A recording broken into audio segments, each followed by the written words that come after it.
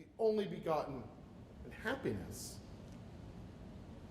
But it also gives rise to the Paraclete, the Comforter or Helper, faith, the paternal and hope, the maternal and love, praise and understanding, ecclesiastical and happiness or bliss again, the willed and Sophia.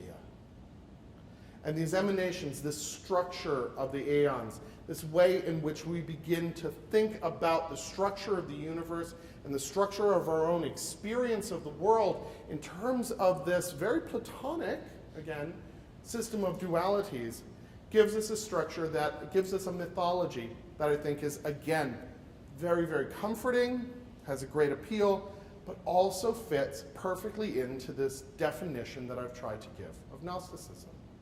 It has to do with a return to the Ogdoad through a kind of initiatory knowledge. The emphasis is on these anthropomorphic representations of symbolic structures, of things like blending. Blending is an eon. That's a great one, blending. What does blending mean, and why is it important to our experience of the world?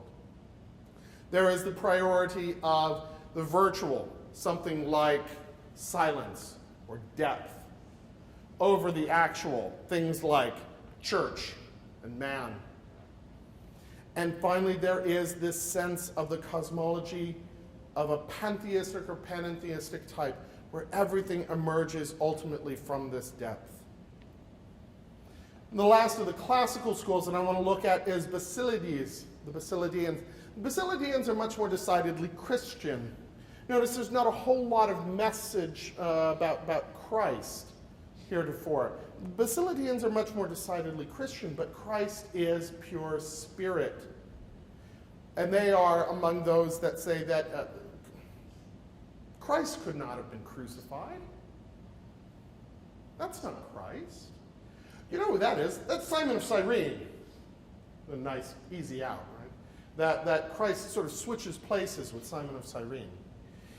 And so, because the idea that God could be matter in this way is absolutely anathema to the Basilidians. There is almost a kind of adoptionism. I think that most of the Basilidians would deny that.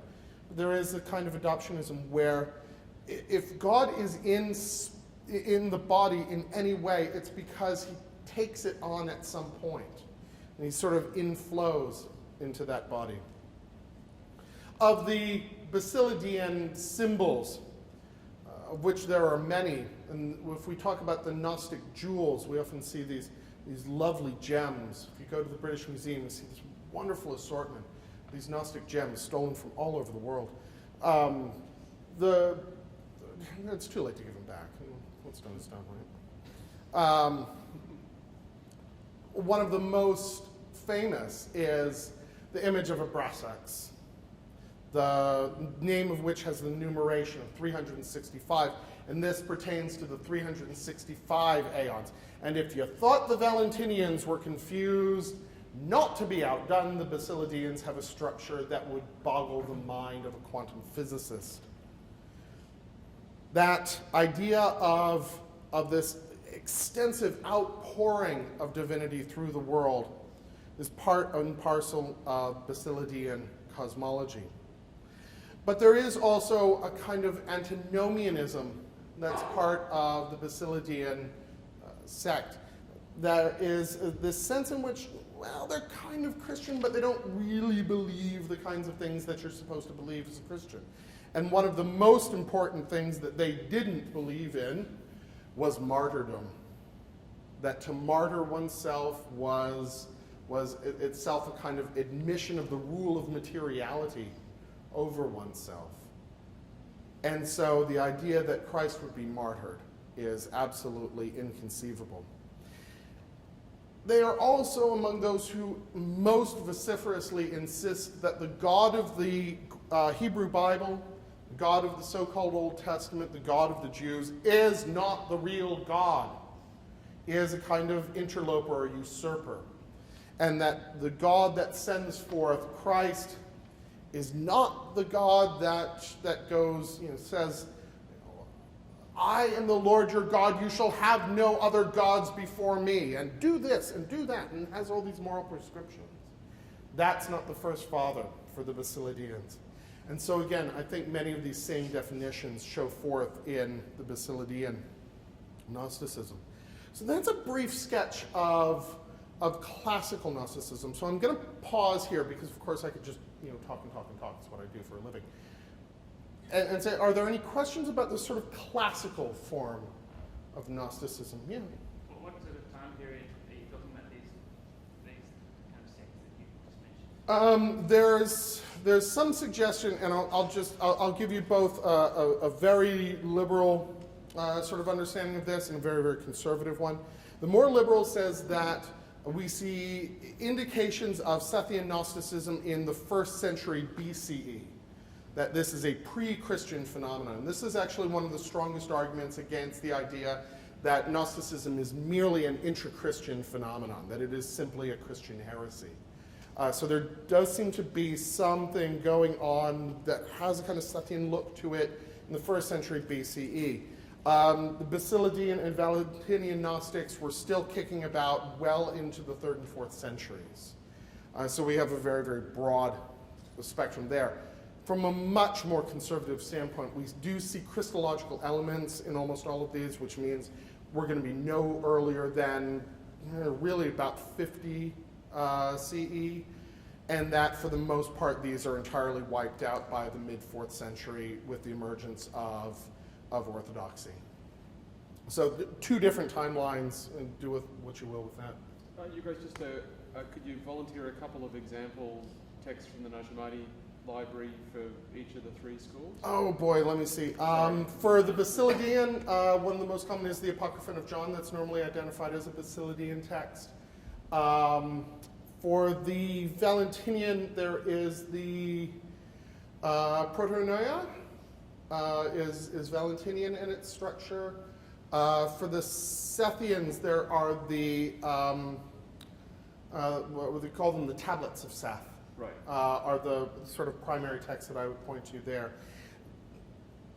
There's sometimes some debate. I think those 3 are fairly clear. Those 3 are, they sort of plop into the pigeonholes fairly easily.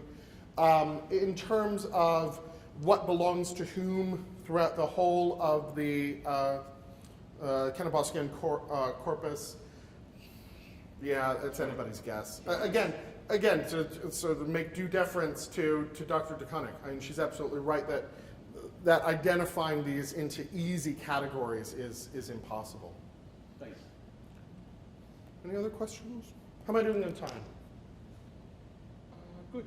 Good, okay, so. Another 45 minutes? Okay, I can do that. Maybe, we'll see.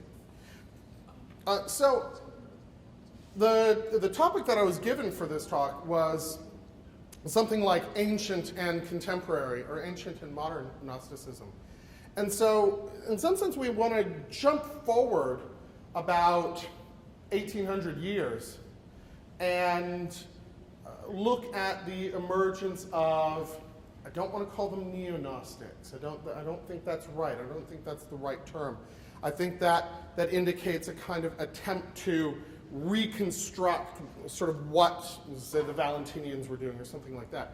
But to talk about contemporary Gnosticism, which says that what these groups are doing is answering the same call, responding to the same impulse that the 1st through 3rd century Gnostics were responding to. And so that's going to include a wide variety of Gnostic experiences. Many of the Gnostic churches that we encounter in the West today find their inspiration, if not their historical genesis, in the Gnostic church of Dwanel. And Dwanel he really is a sort of genesis on his own. There's nothing that stands behind him in a very real sense. He is consecrated not by a bunch of bald guys in funny hats, as Bishop Tim was, but instead by the Aeon Jesus himself. That there is this visionary experience, there is this coming to presence of the divine in this real and material way that says, You got it. Go. Do it. So he's consecrated directly through this visionary experience.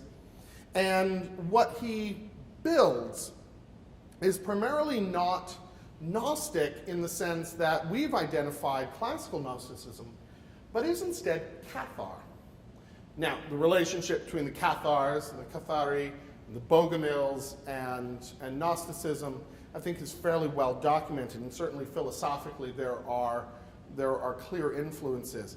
There are distinct differences as well, and so I'm more than a little nervous about calling Catharism or a kind of contemporary Catharism Gnostic. I think it's much more closely aligned to Manichaeism, and Manichaeism is only one form, only one expression of the Gnostic impulse. So in terms of both the structure of Douanel's church and the sacraments that he makes use of, it is much more Cathar in its practice, and it is purely esoteric. And like most purely esoteric organizations or parties composed of anarchists, it sort of flopped. It just sort of withered and died. It didn't really go anywhere. But its influence was profound, and it began to filter through a number of different organizations that identified themselves as Gnostic churches in France, later in England, later in the United States, so on and so forth. So we can look at, for example, groups like the Église Gnostique Apostolique of Robert Ramblin, that drew its lineage from Jean Bricot, from Constant Chevillon, from all of these people that were in turn at least tangentially related to what Douanel was doing. If you look at Gnostic churches, any Gnostic church, as long as they're being honest, that uses the Tau as a designation for their bishops, that is a nod to Douanel. That is a recognition of the lineage from Douanel. So there is this importance. But when we look at, for example, Amblin's church, if you look at Amblin's liturgy, it's essentially a Catholic liturgy. It's Catholicism for Freemasons. It's, people who want the experience of the Catholic faith with all of its wonder, with all of its majesty, with all of its ceremonial, with everything that it has to offer. They sort of don't want to listen to Rome, and they want to do this, and they want to do that. And so the way to do that is to form this Église Gnostique Apostolique. And I think that while we've skipped over 1,800 years of history, we shouldn't imagine that that Gnosticism somehow went away, that it just sort of vanished. And this is a conversation that I've had a couple of times with Noel de Behun, that Gnosticism was preserved in the heart of the Catholic Church. It was preserved in Orthodoxy. It was preserved in the Protestant tradition. If we look at somebody like Jakob Böhme is speaking the language of German Protestantism, but his ideas are pure Gnosticism. And so we oughtn't to imagine that just because there's no institutional or structural continuity, that the ideas have somehow gone away. Following the Second World War, the diffusion of Gnostic churches became even greater. And now if you look onto that miasma, that pit of serpents that is the internet, you will easily find 100 Gnostic churches. No problem. Vast majority of them consist of precisely one person, if that. And in many cases, the same one person will have half a dozen Gnostic churches that exist only in the kind of blogosphere. But nonetheless, you see that these ideas, at least, are coming into play in a profound way. And there are lots of legitimate Gnostic churches. We can look not only at the AJC, I'm going to come to that in just a minute, obviously that's where I want to focus my attention, but look at Stefan Heller's Ecclesia Gnostica, and a wonderful organization that, I mean, many of the people in the wider Gnostic movement owe such a profound debt to what Stefan has done. To look at the AGC, our sister church, the Alexandrian Gnostic Church, the other member churches of the North American College of Gnostic Bishops, even something like the Ecclesia Gnostica Catholica that's part of Ordo Templi Orientis.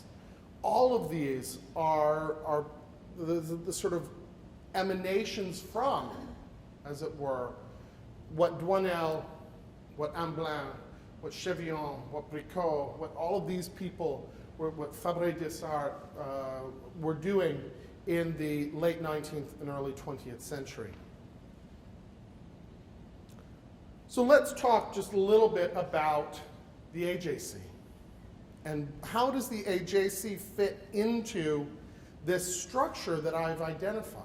And to what extent is the AJC, properly speaking, a Gnostic church? Because I think that there are a lot of people for whom the experience of the liturgy today, they could have walked in off the street and said, well, I recognize that bit. And yeah, that sounds good. That's close to what I hear in my own church. And wow, this idea of the sacred flame, that's kind of cool. But not that much different from many of the other ideas that we're seeing in mainline churches, whether they be Protestant or Catholic or Orthodox. So to what extent is what is going on in the Apostolic Johannite Church specifically Gnostic? Now, first of all, I'm fond of saying that the Apostolic Johannite Church isn't a Johannite Gnostic church. It is a church that is Johannite and Gnostic. Because I don't think that those are coterminous. I don't think that we can simply conflate one with the other. And much of what His Eminence was doing was showing how the Apostolic Johannite Church is Johannite. Let's talk a little bit about why the Apostolic Johannite Church is Gnostic. There is the emphasis on Gnostic soteriology, salvation through gnosis. If you listen to the sort of original creed, I confess the doctrines of emanation and salvation through gnosis. We don't have a whole lot of doctrine, but that's there. It sort of says, you can think whatever you want, but if you don't believe in salvation through gnosis, we've got a wonderful phone book full of other places for you to go where you might find a home. And this probably isn't it. That salvation through gnosis is essential to what we do here in the AJC. So what is this saving? And I think it was Stuart asked the question yesterday. If we're going to talk about salvation, what are we getting saved from? And I think it's a really important question. My answer is a Heideggerian one. That to save something is to set it free into its own essence. That to save something is to allow it to become what it properly is.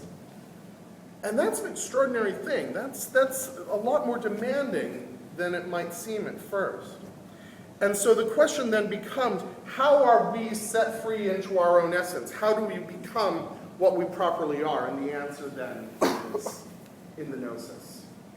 It is in gnosis, in this transcendent knowledge, that we begin to remember who we are and where we come from. Gnosis is an initiatory practice and experience, and it is elitist. I always love to just let that one linger for a bit. Because sometimes I know that there have been cases where I've been talking to people in the Apostolic Johannite Church, and I've said, the Apostolic Johannite Church is elitist. There's an audible gasp. Wait a second, we don't want to be elitist, that's bad. And if you look at the way that we practice things, I mean, we've got a hierarchy, but that hierarchy is deeply invested in listening to the people with the boots on the ground. And when decisions are made, they're made in the interests of the community, not in terms of the interests of the hierarchy.